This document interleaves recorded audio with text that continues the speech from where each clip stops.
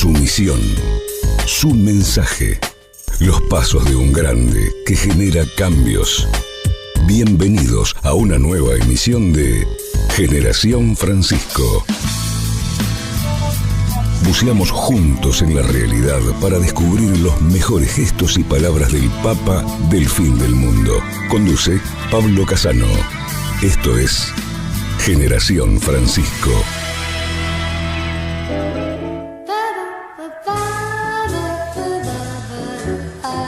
Cuando se ven los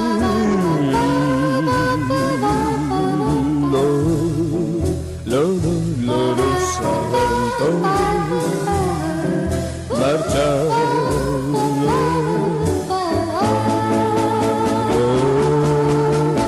Los santos siempre se nos han ofrecido como modelos a imitar en el camino de salvación. En ese sentido, ocurren acontecimientos importantes ante nuestros ojos que es importante ver y apreciar en toda su dimensión. Llama poderosamente nuestra atención la terrible puja entre las multinacionales farmacéuticas por multiplicar y exponenciar sus ya inmensas ganancias, con la venta de millones de dosis de vacunas preventivas del virus que ataca a la humanidad. Las investigaciones que lograron el milagro de una rapidísima respuesta a la pandemia fueron financiadas por los estados de diversos países, es decir, pagadas con el dinero del pueblo, pese a lo cual las empresas se niegan a compartir sus fórmulas aferrándose al derecho de patentes, ignorando todas las implicancias sociales de su avaricia. Y como si eso fuera poco, se lanzan a una pelea mediática para desacreditar a la competencia. Compran periodistas, presionan a los gobernantes, lanzan noticias falsas y siembran la confusión sobre la eficacia de las otras marcas, dificultando la real valoración de los distintos productos y sus resultados. Un verdadero muestrario de egolatría, mezquindad y culto al dios dinero. Por otro lado, asistimos a un florecimiento de formas de solidaridad y abnegación emocionantes.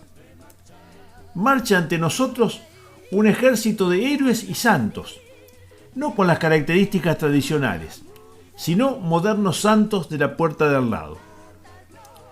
En primera fila desfilan los trabajadores de la salud, y muy especialmente los que están poco remunerados, poniéndole el pecho a la peste hasta el punto de arriesgar y a veces enfermar o morir. El 60% de las enfermeras y de los enfermeros trabajan en 2 lugares a la vez para llegar a fin de mes más o menos decorosamente. Eso significa que tienen un promedio de 12 horas diarias de labor, en instalaciones muchas veces rudimentarias. Y en esas condiciones atienden a las personas contagiadas y vacunan masivamente a la población, sin haberse acogido a la cuarentena en ningún momento, porque no había brazo suficiente para atendernos. A continuación, marcha una larga columna de estos nuevos santos. Además del personal sanitario, todos los que de una u otra forma nos cuidan y nos protegen. Nos cuidan y nos protegen del virus. Los empleados municipales que hacen desinfección, los militares que colaboran con los comedores, los agentes de Cáritas, los militantes de los movimientos populares que atienden los merenderos, las personas que anónimamente recogen donaciones para subsidiar a los más pobres en estos momentos. Y podríamos seguir poniendo ejemplos, pese a lo cual seguro nos olvidamos de algunos. No podemos dejar de rendir homenaje a los que enfermaron, y más aún a los que dieron la vida cuidándonos, sacerdotes, sanitarios, voluntarios. Pero no quiero dejar de contarles un ejemplo particular. El 9 de julio, un grupo de estudiantes universitarios organizó una buceca comunitaria. Muy rica, podemos decir de paso, ¿no? Muy buena. Quienes conozcan, quizás conozcan cómo es. Uno paga 2 porciones, se lleva una, la otra se destina a un comedor popular. ¿Cómo no conmoverse ante un grupo de jóvenes que voluntariamente dedican algunos días previos y el del día del feriado a colaborar con sus hermanos más desfavorecidos? Mis amigos, asistimos a 2 formas de vida muy distintas. Quizás una de vida y otra de muerte. Cuando nos sentimos desmoralizados, Cuando nos gana la desesperanza, la asedia, podemos recordar los testimonios de los santos que caminan a nuestro lado. Francisco, en Todos Hermanos, o en Fratelli Tutti como prefieran, nos llama a recomenzar, a salir mejores de la crisis. Me parece que hay santos de la puerta de al lado indicándonos el camino. Otra imagen que da para pensar es la de Neymar y Messi juntos, abrazados, riéndose después del partido. Pero ese podrá ser tema de otra conversación. Cuando se ven santos marchar, cuando se ven santos marchar, yo quiero estar siempre también en sus largas filas, cuando se los ve marchar, cuando se ven santos marchar, cuando se ven santos marchar, yo quiero estar siempre también en sus largas filas, cuando se los ve marchar.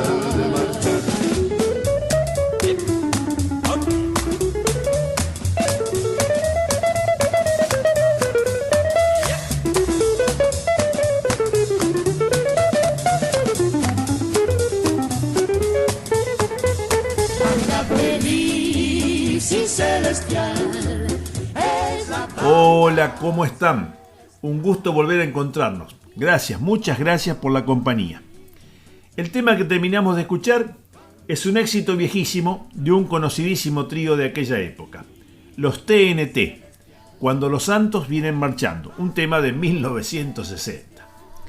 Estamos en Generación Francisco por Radio Corazón y vamos a compartir con ustedes la primera parte de una entrevista que hicimos en nuestro YouTube Generación Francisco, en el espacio que titulamos Voces del Pueblo, a Enrique Bianchi sobre el tema La Teología del Pueblo.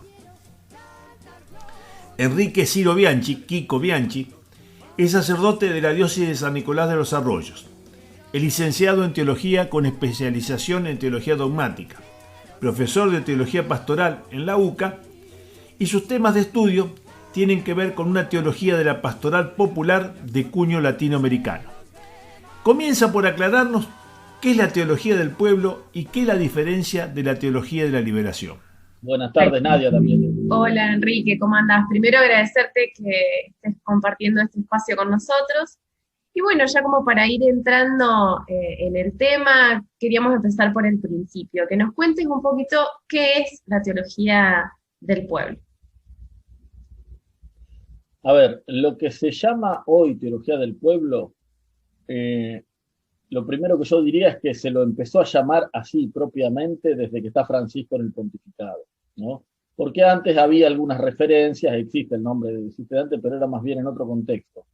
Pero lo que entendemos hoy por teología del pueblo, básicamente en su núcleo fundante, se puede decir que nació en la reflexión de los peritos de la COEPAL, de la Comisión Episcopal de Pastoral, que fue una comisión que creó el episcopado allá por el año 66 para llevar adelante el Concilio Vaticano II. Cuando dijeron, bueno, hay que llevar adelante el concilio, hicieron una comisión episcopal de pastoral, que tenía varios aspectos, varios grupos de trabajo. Uno de esos grupos era un grupo de peritos teológicos. Y estos teólogos empezaron a pensar la cosa propiamente argentina, pensarla en el marco de la patria grande latinoamericana, influido por todo ese movimiento que había, ¿no? En esa época, estamos hablando de fines de la década del 60, principios del 70, todo el movimiento, por ejemplo, que representaron las cátedras nacionales de sociología, que era pensar desde lo nuestro, no tanto con las categorías europeas, sino con categorías propias.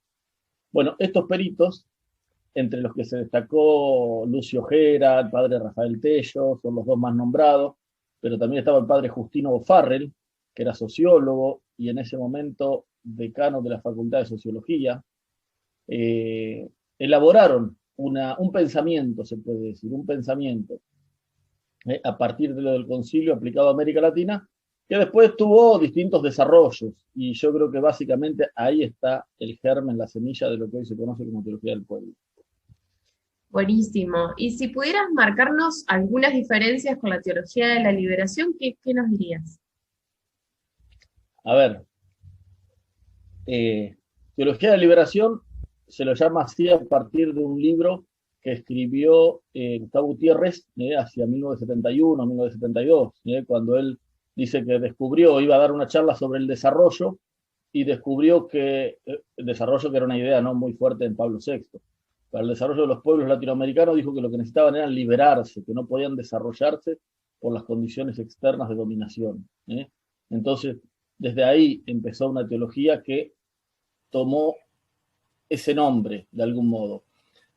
Scanone, allá por el 78, hace una clasificación de distintas corrientes de la teología de la liberación. Hoy lo que conocemos como teología de liberación por antonomasia, como que se llevó el nombre, es esta corriente más bien de Gustavo Gutiérrez, más bien que tuvo mucho predicamento en Brasil, en Centroamérica, pero hacia 1978, cuando hace esta clasificación Scanone, también él consideraba 4 corrientes distintas de teología de liberación. Y una de esas corrientes era esta que había nacido en Argentina, que se caracterizó por el pensamiento de los peritos de la COEPAL. Eso es para hacerte un encuadre histórico. Vos me preguntabas en cuanto a las diferencias.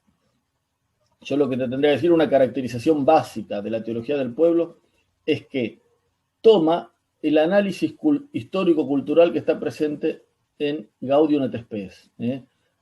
La teología argentina de la COEPAL, me gusta más llamarla así que del pueblo en este momento, porque estoy hablando de ese momento, ¿no? Después te puedo explicar un poco las derivaciones, pero en ese momento, sobre todo, esta teología tomó mucho de Lumen Gentium, mucho de Gaudium et Spes, especialmente de Gaudium et Spes, con esta mirada de la relación iglesia-mundo y de entender al ser humano en su contexto histórico-cultural.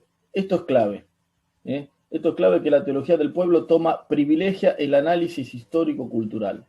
La raíz de esto es en una idea tan antigua como Aristóteles, de que el hombre es un ser social por naturaleza.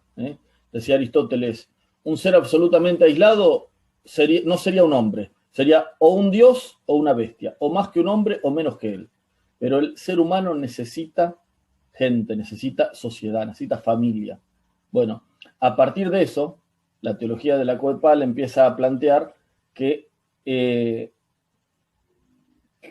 esta unidad, a ver cómo decirlo, esta comunidad suficiente para la vida del hombre es el pueblo. El pueblo es el lugar donde se desarrolla la vida del ser humano. La familia solo, el hombre solo, aislado, no puede estar. Tarzán no existe, Tarzán es un mito de la literatura. Si uno dejara un hombre solo en la selva, no sería un ser humano. Bueno, solo no puede estar. La unidad primera es la familia, pero la familia no alcanza el desarrollo total de la vida. Por eso, históricamente, las familias se nuclean en pueblos. Entonces, el pueblo sería esta comunidad suficiente para el desarrollo de la vida humana. Y al pueblo lo caracteriza una cultura, un estilo de vida, un modo de pararse ante las cosas, un modo de pararse ante la vida, ante la muerte, distinto uso de los instrumentos, va a decir Gaudium et Spes. Bueno, esas ideas sobre pueblo, sobre cultura, al pueblo lo caracteriza la cultura y lo caracteriza tener una historia común y tener de algún modo un destino común. Esas ideas que pueden parecer muy abstractas, este grupo de peritos lo aplica a pensar la realidad latinoamericana. Entonces, entiende el pueblo, sobre todo el pueblo pobre, criollo, latinoamericano, como nacido del mestizaje que fue el colosal encuentro entre culturas que se dio en el siglo XVI, entre la cultura europea y la cultura indígena, el mestizaje que nació de ahí, y también sometido a un proceso de mezcla de culturas, de influencias varias, como las que vienen de la modernidad, las que vinieron por la inmigración. Ven al ser humano en esa complejidad, y desde ahí buscan auscultar la acción de Dios. Volviendo a tu pregunta sobre la diferencia, bueno, esas son las categorías de análisis principales. La mirada histórica cultural, que ve al ser humano en una cultura, en un pueblo, y no usan otro tipo de categorías más de cuño marxista, por ejemplo, como usa la teología de liberación conocida así. Son más bien críticos de ese tipo de uso. Pero bueno, esas son las diferencias básicas, me parece.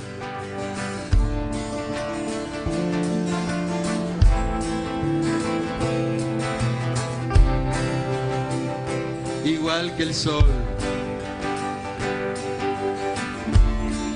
que ilumina sin pedir explicación, igual que Dios. Dios sos vos y es esa flor que se durmió. Ojalá,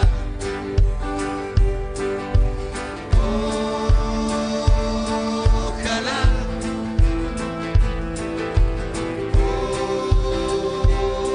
ojalá,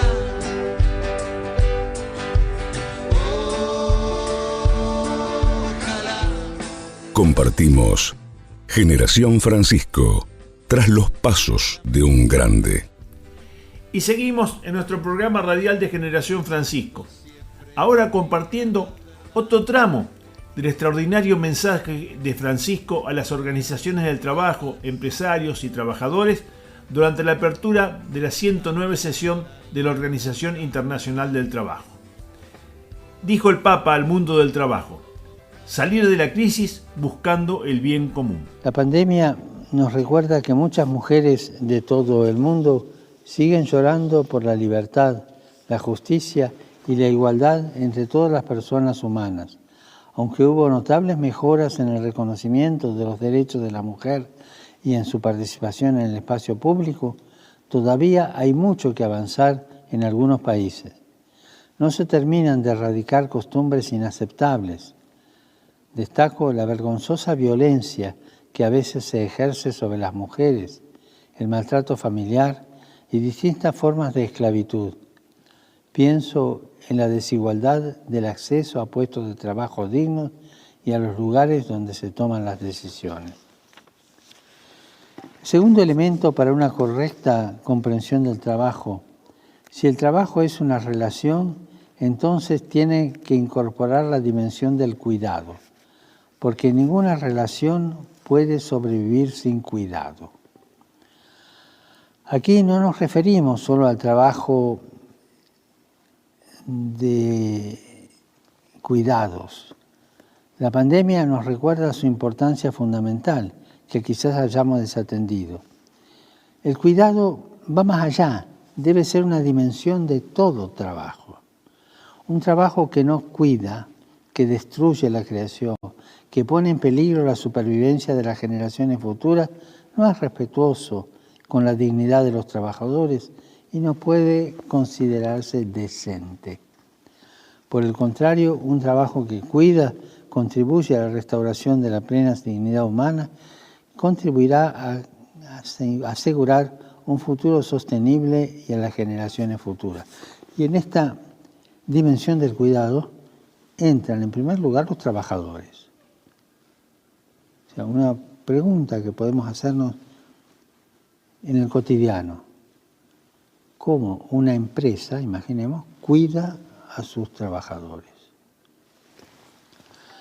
Además de una correcta comprensión del trabajo, salir en mejores condiciones de la crisis actual requerirá el desarrollo de una cultura de la solidaridad para contrastar con la cultura del descarte que está en la raíz de la desigualdad y que aflige al mundo.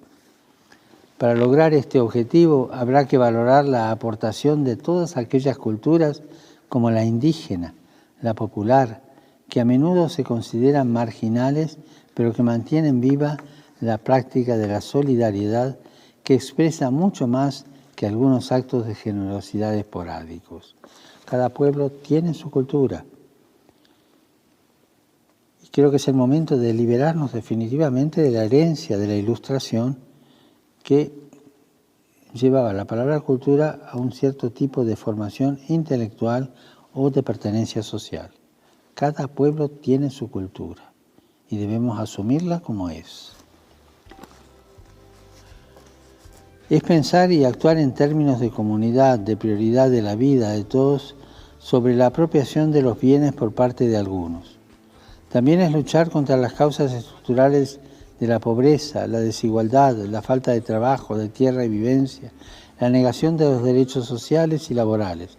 Es enfrentar los destructores efectos del imperio del dinero, La solidaridad, entendida en su sentido más hondo, es un modo de hacer historia, y esto es lo que hacen los movimientos populares. Como decía Luther King, tengo una ilusión. Ojalá nuestras acciones cada día sean una coherencia, sean una plegaria, que todos tengan más trabajo y libertad, que no duerman más chicos en la calle. Compartimos Generación Francisco, tras los pasos de un grande. Y finalizando el programa, mis amigos, vamos a hablar del cariño de los pequeños pacientes del Gemelli. Francisco hace constantemente gestos de ternura hacia personas que pasan por algún mal momento, una enfermedad o la pérdida de un familiar, un inesperado llamado telefónico, una carta manuscrita, una visita sorpresiva.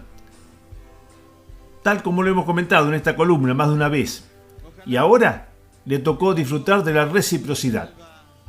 A Francisco lo emocionó de manera especial la bienvenida que recibió durante su estancia en el hospital de parte de los niños hospitalizados en el Departamento de Oncología Pediátrica, una sala situada frente a las habitaciones del Papa. Los pequeños le enviaron a través de dibujos y cartas todo su cariño, asegurándole que rezaban por él. Nos hemos enterado que no estás muy bien y que ahora estás en el mismo hospital que nosotros. Así comenzó la carta que los niños y jóvenes hospitalizados en la sala de oncología pediátrica del Hospital Gemelli le escribieron a Francisco. Aunque no podamos vernos, sigue diciendo la carta, te enviamos un fuerte abrazo y te deseamos una pronta recuperación. También le hicieron llegar dibujos, también le hicieron saber de todo su amor. Una tarde, finalmente, el Santo Padre tuvo oportunidad de visitarlos y bendecirlos, junto a sus familias y al personal sanitario.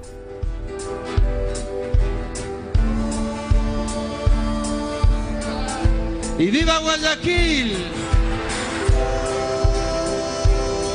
¡Viva Guayaquil unido! Que es mucho decir. No es mucho decir. ¡Viva Guayaquil unido! ¡Viva Ecuador unido! ¡Viva América Latina unida! Y bueno, con esta buena onda, con esta buena noticia, nos despedimos. Los invitamos a escuchar nuestra selección de noticias de Francisco todos los martes, nuevo horario, los martes, a las 10 de la mañana por Radio Corazón. Como siempre, todas las noticias completas en nuestra página de Facebook Generación Francisco. Este programa lo pueden escuchar en diferido en nuestro canal de YouTube Generación Francisco, donde también pueden escuchar, si lo desean, la nota completa a Quique Bianchi sobre la teología popular. Y bueno, y no nos podemos olvidar de rezar todos los días por Francisco, ahora dándole gracias a Dios y a la Virgen por su recuperación, por el alta hospitalaria. Gracias por la compañía, será hasta la semana que viene, si Dios quiere, a partir de las 12:30 horas. Nos vamos con Piero, Víctor Heredia y León Gieco en Ojalá, el tema que nos estuvo acompañando como música de fondo. Hasta la semana que viene, si Dios quiere. Que ilumina sin pedir explicación, igual que Dios. Dios sos vos y es esa flor que se durmió. Ojalá.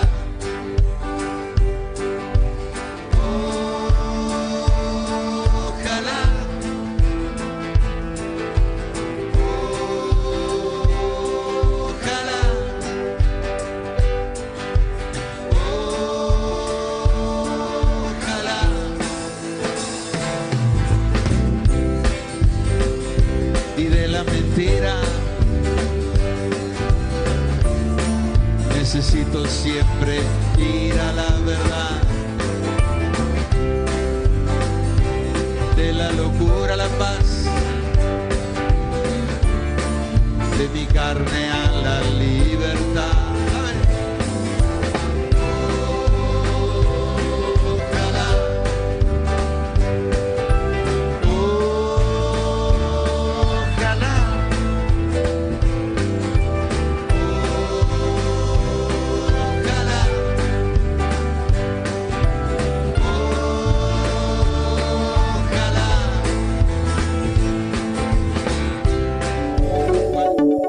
Así compartimos una vez más Generación Francisco.